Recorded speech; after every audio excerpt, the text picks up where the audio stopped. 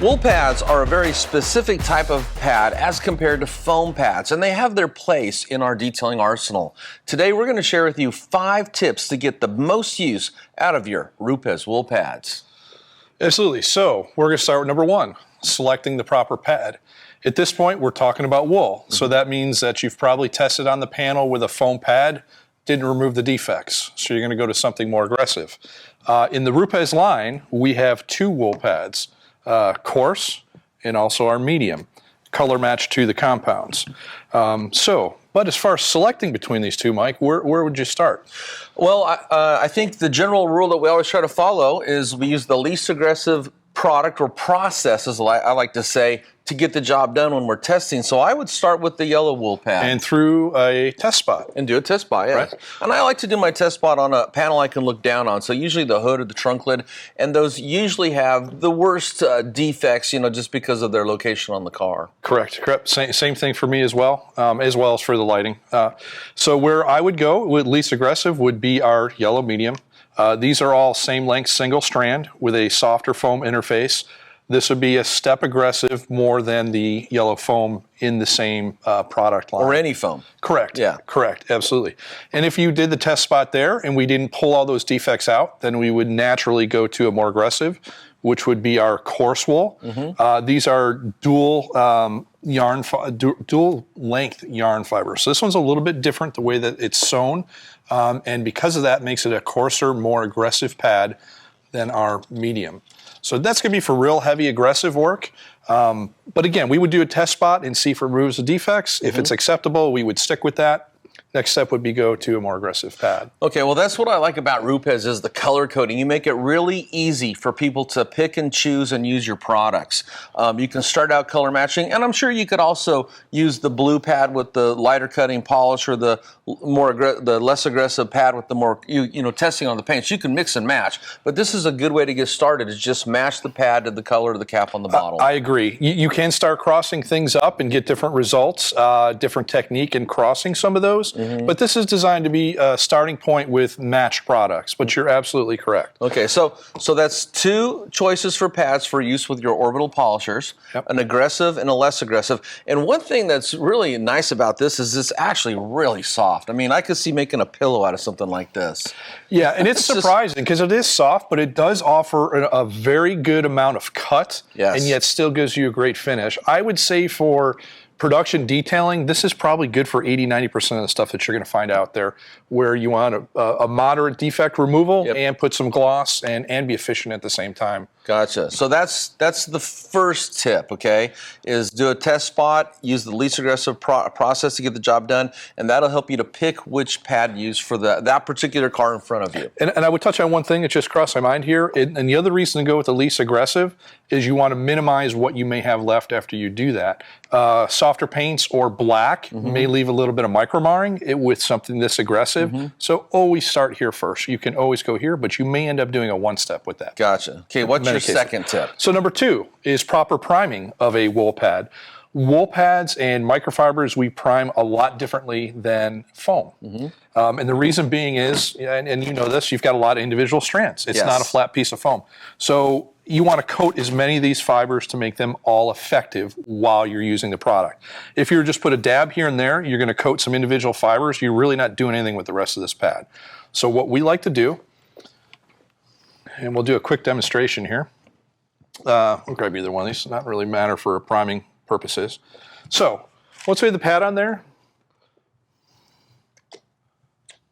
we want to coat all the fibers. So what we like to do is we're going to kind of do the whole pad. Okay. And batter this, or you're going to, just like you're battering a cake. Yeah. We want to coat as many fibers as we can. I happen to like our Bigfoot tool, and we're going to spread this around and coat all of these fibers. Kind of like putting butter on toast. Absolutely. Absolutely. Coat all those fibers. You're going to have more efficient correction because every fiber is going to be working. Now, I have my own product spreader, and I can use yours, but I take the one I have with me wherever I go. Here it is, right here. You can my fingers. You can certainly do that too, and I'm sure it's just as effective. Okay. I just happen to usually have these with me as I travel around. So once you have this coated, then what we recommend is putting it on the paint. Okay. And leave it in one spot. Put it on speed 2. Okay. Okay, and we're going to run this for 10, 15, 20 seconds in one spot, and that's going to coat all the fibers. The product's going to migrate around. Yep. Okay. Yep. And then it'll be properly primed or seasoned, ready to go. And the tip for this is you properly prime that pad. Then when you do go to start actually buffing out a section of a panel, you're going to get 100% efficiency out of the entire face of the wool pad. Correct. Every fiber is going to be working for you. It's also going to feel a little bit more balanced when it's evenly coated. Sure. So a new wool pad is very stiff, and you may get a little bit of feedback from the machine until that's coated and broken in. So that's another reason why we prime the pad. Okay. Now, once you do your test spot and everything's coated, we're simply going to go back, take it off the paint, wipe the paint, and see what you have for results. Sure. Let the paint speak to you. Okay. And you will see if you've removed the defects, or are we going to go to another option. Gotcha. But then simply reload. And this is step number 3, okay, is reloading the pad. Very important, with 2 drops of product. And you only need 2 drops because the product's so concentrated when in the bottle. It's a lot of Yeah, this is designed for a very short cycle. Okay, we only want to do 2 passes. Okay. For our correction. Okay. And we don't want to overload and put too much product on there. And that's Rupes teaches is when you're doing a section, it's going to be 6 times the size of the pad. Correct. So what you could do, and I've done this with people before, is I'll actually take and put 6 pads down, so here's 3 and here's 3, but that would be the section, that's what they mean when they say 6 times the size of the pad. Imagine 6 pads on a panel, and that's the size you'd be buffing. And so 2 drops for that section. Yeah, so that would be what would work out for that size area. Give or take. There's sometimes maybe another drop depending on the situation or the environment, what have you, but for most part, 2 drops is all. So that's tip number 3. Correct. Okay, so reloading, don't overuse the product. Correct. Okay. Yeah, you could have adverse effects from putting too much compound on there. So the guys that want to put 5-6 drops on there, that's going to be counterintuitive to our system. Yeah, I think what that does is it causes it to be hyper lubricated. Okay, so now you're losing cut because there's just too much slickness going on down there. Plus, you're wasting product. Absolutely. Okay. Yep. So what's tip number 4? So number 4 is proper cleaning. Cleaning. Yeah, you do need to clean your pads. Okay, let's talk about that. Which I know you do a lot of that here in the garage. So that's also going to affect performance. Cleaning a pad is probably one of the most overlooked things, as well as changing out pads, and we'll talk about that in a moment. But you want to clean every couple passes or more, depending on what you're removing off the paint. Yeah. So one will be contaminants. Hopefully you cleaned the car and did all the proper steps, but you may be removing some dirt as well as spent clear coat. So that's very important. The minute you start building up all those contaminants on the pad, you're not properly polishing the paint, you're spreading spent clear coat all over the place. So one of the ways I explain this, because it makes it real easy for people to wrap their brain around, when you get done buffing a section, you grab your towel and wipe that residue off the panel, correct? Well, you have that same residue on the face of the pad. You need to wipe it off, or you got the fancy brush there to brush it off. And what's building up on the face of the pad is removed paint and spent product. The product's been used up. So you want to clean it off so you're not just grinding that back into the paint when you buff a new section, but also when you add new product, if you don't clean your pad often, you're going to dilute and pollute the fresh product you're putting on the pad.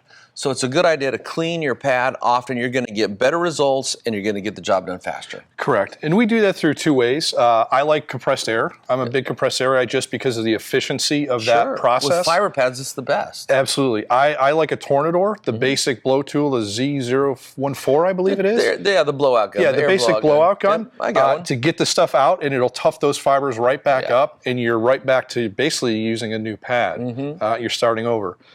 So that's very important. If you don't happen to have compressed air, I would recommend our Bigfoot claw tool with a brush, or if you happen to have another brush in the shop, you can brush it out manually. You can run the machine and brush it out as it spins. It'll put a lot of dust and spent clear coat into the air, so just be cautious of that as far as breathing it and what have you. Sure. But that is going to be very important to the finish level that you get. If you're going to buff with a dirty pad, a lot of times we'll get a call, it's just, I started buffing and it looks great, but the rest of the car just doesn't look good, or the back of the car doesn't look good, or this or that. A lot of times they're buffing with a dirty pad and they're instilling scratches back into the surface. Yeah, and a guy that I used to work with, one of the things he always used to reinforce to me was to work clean. And by that he meant, clean shop environment, clean place to set all your stuff down, but also clean card to work on and clean pads to buff with. Yep. What's tip number 5? Tip 5 actually kind of builds on the proper cleaning of pads. Sure. How many pads do you need to use? Swapping out pads. There's actually a lot of science behind why you should use a new pad. We talked about keeping it clean, but as you work and you polish, you generate heat, which will decrease the efficiency. It can break down the foam if you really go to an extreme to where it's overheated. So what we like to do is rotate out pads. Every panel and a half, every 2 panels max. Sure. So that you're continually using a nice, clean, fresh pad. Yep. And also it reduces the heat into the foam, which heat is a killer of pads. And one of the way the heat works is a dry pad, as you're using the pad, the liquids in the product go into the pad and hold the heat in. So that's one of the things that works against you, and that's why you want to swap to a different pad so it's dry, so it's not got the liquid in it holding the heat in there, because heat is the biggest enemy to the pad. You'll get more life out of your pads. Yeah, we'd all like to sell more pads, but if we get any technical calls about pads breaking down, they're broken down in the center, they're delaminating, what have you. 9 times out of 10, they use 1 pad to go around the whole car. So we want to eliminate that. Buy a couple more pads, you'll get much more life long-term out of cycling or rotating out your pads as opposed to trying to go at it with 1 pad every single time. And really, by using more pads to buff out a car, you get better results faster. You're more efficient with your time. Just like all Rupes products, they make the best wool pads. You've got to get your hands on these pads. What are the 5 tips again? Yeah, so we'll go over the 5. 1, proper selection of pad between coarse or medium aggression. Number 2, proper priming of the pad. Number 3, your proper reload, only 2 drops. Number 4, we went over proper pad cleaning on the fly. And number 5, swapping out pads as you work to extend the life of your pads. Those 5 tips are simple, they're basic, but they're important, so make sure you nail them. To get these pads, go to Autogeek.com. For more videos like these and how-tos, subscribe to our YouTube channel.